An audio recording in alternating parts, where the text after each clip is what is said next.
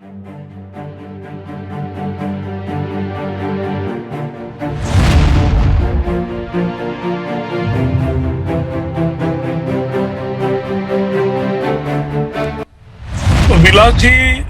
सगळ्यात प्रथम या विद्यार्थ्यांच्या आंदोलनाविषयी पूर्ण सहानुभूती आणि पूर्ण आदर आम्हाला आहे, आमच्या पक्षाला आहे.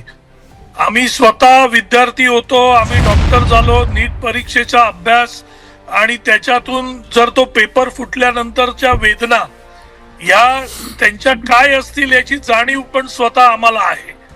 त्याच्यामुळे त्यांच्या आंदोलनाबद्दल, त्यांच्या मागण्यांबद्दल शिवसेना पूर्णपणे सहानुभूतीपूर्वक त्यांच्या बरोबर आहे.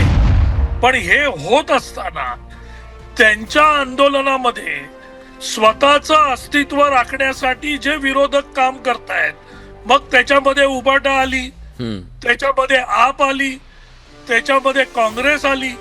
हा जो प्रकार विरोधकांनी केला तो अत्यंत निराशाजनक आणि गलिच्छ प्रकार. काय अपेक्षा आहे विरोधक?